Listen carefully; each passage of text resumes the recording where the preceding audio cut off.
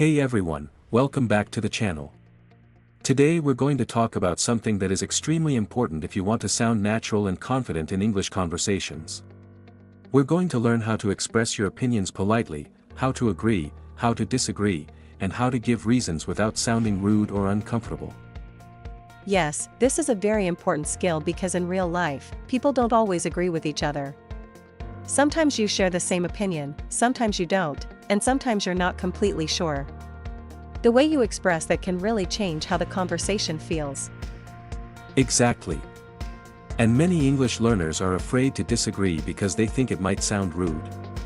But the truth is, in English, there are many polite ways to express your opinion, even if you don't agree. So today, we'll show you simple, natural phrases that you can use in everyday conversations, whether you agree, disagree, or just want to share your thoughts in a respectful way. Let's start with something simple: how to give your opinion. Imagine someone asks you, "What do you think about this?" You need a way to answer clearly and confidently. Yes, and the easiest way is to start with phrases like, I think, I believe, or in my opinion. These are very common and easy to use. For example, you can say, "I think this movie is really interesting," or "In my opinion, this place is very nice." These sentences are simple, but they clearly show your opinion. You can also make your opinion a bit softer by saying things like, I think it's quite good, or I believe it's a nice idea. This makes your speech sound more polite and less direct. Right. Let's do a quick example. Sophia, ask me something. What do you think about studying English every day? I think it's a great idea because practicing every day helps you improve faster and remember new words more easily. That's a perfect answer. You gave your opinion and also explained why. That's very important. Don't just say what you think, but also give a reason. Exactly. Giving reasons makes your answer more interesting and more complete. You can use simple words like because, so, or that's why. For example, I like this cafe because it's quiet and comfortable, or I prefer studying in the morning because I feel more focused. Now let's talk about agreeing. When you agree with someone, you can use simple phrases like, I agree, I think so too, or that's true. Yes, and you can make it more natural by adding a small comment. For example, I agree, it's really important, or that's true, I feel the same way. Let's try a short conversation. I think learning English every day is very helpful. I agree. It really makes a difference if you practice regularly. That sounds natural and friendly. You show agreement and add your own idea. You can also say, exactly, or that's a good point. These are very common in conversations. Now let's move to something a bit more difficult: disagreeing. This is where many learners feel nervous. Yes, because if you say I don't agree too directly, it can sound a bit strong. So it's better to use softer expressions. For example, instead of saying you're wrong, you can say, I'm not sure I agree, or I see your point, but I think. Exactly. These phrases make your disagreement sound polite and respectful. Let's try an example. I think watching TV is a waste of time. I see your point, but I think it can be useful sometimes, especially if you watch something educational. That's a great example. You didn't say you're wrong, you showed understanding first and then shared your opinion. Yes, this is a very important structure. First, show that you understand, then express your opinion. You can also say, I understand what you mean, but. Or that's true, but I think. These phrases help you sound polite. Now let's make a slightly longer example. I think studying late at night is the best way to learn. I understand what you mean, but I think studying in the morning is better because your mind is fresh and you can focus more easily. Perfect. You gave your opinion and a reason, and it sounded very natural. Now let's talk about something else: being unsure. Sometimes you don't fully agree or disagree, and that's okay. Yes, in that case, you can say, I'm not sure, it depends, or I'm not sure about that. For example, I'm not sure if that's the best idea, or it depends on the situation. These phrases are very useful when you want to be careful and not too direct. Let's try a small dialogue with this. Do you think online learning is better than classroom learning? I'm not sure. I think both have advantages, and it really depends on the person and their learning style. That's a very balanced answer. You didn't choose one side, but you explained your thinking. Exactly. So today, we've covered how to give your opinion, how to agree, how to disagree politely, and how to be unsure. In the next part, we're going to practice these skills in longer conversations, real-life situations, and we'll show you how to sound even more natural and confident. We'll also give you useful sentence structures and practice exercises so you can start using these phrases in your own conversations. So stay with us, because we're going to take your speaking skills to the next level. Welcome back.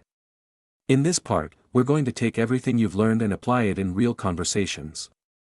The goal here is to help you sound more natural, more confident, and more flexible when expressing your opinions in English. Yes, because knowing phrases is one thing, but using them in real conversations is something completely different. So we'll go step by step and show you how to build longer answers, react naturally, and keep the conversation going. Let's start with a simple structure you can always use. First, you give your opinion. Then, you give a reason. And finally, you can add an example or a result. This makes your answer clear and complete. For example, I think exercising regularly is important because it helps you stay healthy and feel more energetic during the day. This is simple, but it sounds complete and natural. Now let's turn this into a conversation. Sophia, ask me a question. Do you think it's better to work from home or from the office? I think working from home is more comfortable because you can manage your time better and avoid commuting. For example, you can start your day earlier and use your time more efficiently. That's a great answer. You gave your opinion, your reason, and even an example. Now let's make it more interesting by adding agreement and disagreement. Real conversations often include different opinions. I'll start. I think working in the office is better because you can communicate more easily with your colleagues and feel more connected to your team. I see your point, and I agree that communication is easier in the office, but I still think working from home is more flexible and less stressful. That's perfect. You agreed with one part and disagreed with another part, and you did it politely. Yes, and this is very common in English. You don't always fully agree or fully disagree. Sometimes you do both. Now let's try a longer conversation where we use everything together. Do you think people should spend less time on their phones? Yes, I think so, because too much screen time can be unhealthy and distracting. For example, people often spend hours scrolling without realizing how much time they lose. That's true, but I also think phones can be useful, especially for communication and learning. For example, you can use apps to study English or stay in touch with friends. I agree with that. Phones are definitely useful, but I think the problem is how people use them. If you use your phone for something productive, then it's not a bad thing. Exactly. So it really depends on the situation and how you use your time. That's a very natural discussion. We agreed, disagreed, gave reasons, and added examples. Now let's talk about making your speech sound more polite. You can use small words and phrases to make your opinion softer.